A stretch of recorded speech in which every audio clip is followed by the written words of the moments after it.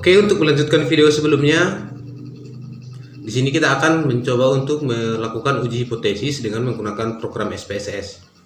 Uji hipotesis yang akan kita lakukan ada 2 kali uji coba, yaitu yang pertama uji hipotesis tentang uji korelasi, di mana uji korelasi ada 2 arah, yaitu arah positif sama arah negatif. Demikian juga halnya untuk uji hipotesis dengan menggunakan pengaruh atau regression. Terdapat juga 2 arah, yaitu arah positif dan arah negatif. Nah, di sini saya sudah menyiapkan bahannya. Di sini saya buka dulu SPSS-nya. Ini tampilan SPSS. Kemudian ini kita minimize dulu, kita buka dulu Excel yang udah kita siapkan untuk sebagai contoh kita dalam video ini. Nah, ini udah saya siapkan datanya dalam berbentuk Excel. Ini sebanyak 60 orang. Nah, yang pertama kita lakukan dulu adalah uji regresi untuk melihat pengaruh. Data yang akan kita gunakan adalah yang ini, ada motivasi, ada kinerja. Oke, data ini dulu yang kita gunakan untuk menguji hipotesis dengan cara uji regresi. Ini kita copy, kemudian kita pastekan di SPSS.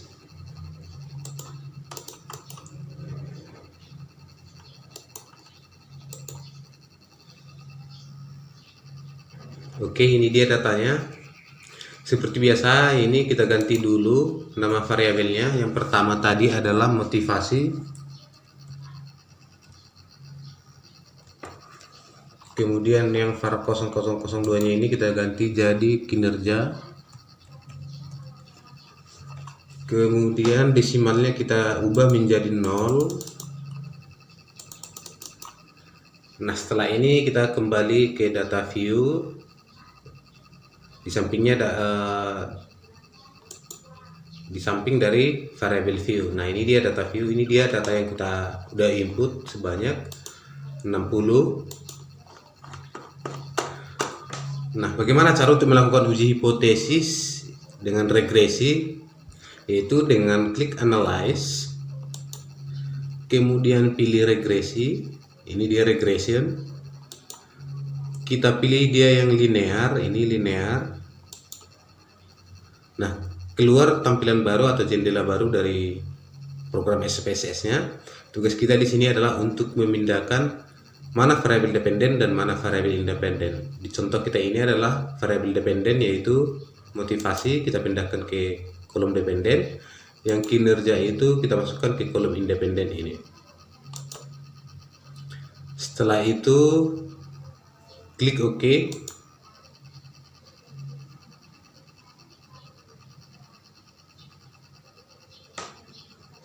Nah, inilah tampilan hasil output dari uji hipotesis, yaitu dengan menggunakan uji regresi.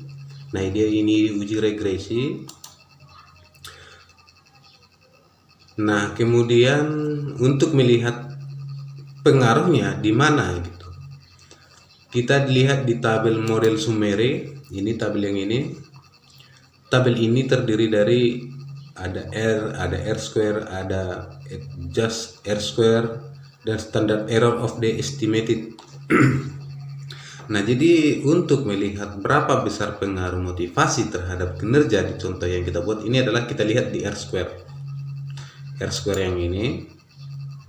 Nah, di sini dia angkanya itu adalah 0,175.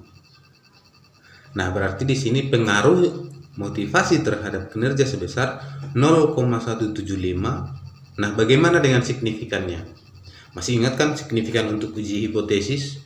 Di mana signifikan untuk uji hipotesis lebih kecil dari 0,005. Nah, di contoh yang kita buat ini, kita lihat nilai signifikannya itu adalah di ANOVA table. Di ANOVA table ini dia. Kita lihat yang sig ini. Di sini nilainya adalah 0,001. Berarti data kita ini memenuhi untuk uji syarat hipotesis, di mana 0,001 lebih kecil dari 0,005. Berarti dalam pengertian secara keseluruhan adalah dalam contoh kita ini terdapat pengaruh positif antara motivasi dengan kinerja. Kenapa tadi saya bilang ada kata positif? Karena di hasil yang kita peroleh di contoh ini hasilnya positif. Kalau seandainya hasilnya negatif, maka akan ada di sini tanda negatif, di sini negatif 0,175. Berarti itu adalah menandakan arahnya yang negatif. Akan tetapi contoh kita ini menunjukkan hasilnya adalah arahnya positif. Jadi dengan pengertian jika nilai dari motivasi naik, maka kinerja juga akan naik. Masih ingat kan di video saya sebelumnya menyatakan tentang arah positif dan arah negatif? Nah, hasil ini adalah arahnya positif.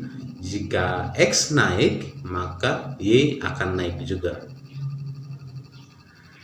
Oke, sekali lagi saya ulangi, di mana kita melihat untuk berapa besaran pengaruh antara variabel X dengan variabel Y, itu kita lihat di tabel model summary. Ini tabel model summary yang R square-nya di sini sebesar 0,175. Kemudian untuk melihat signifikan atau tidak data kita ini, kita lihat di ANOVA table, di ANOVA tabel. Ini signifikannya sebesar 0,001. Oke, inilah contoh melakukan uji hipotesis menggunakan program SPSS, yaitu untuk uji hipotesis regresi atau melihat pengaruh. Kita lanjut untuk uji hipotesis dengan menggunakan korelasi atau hubungan.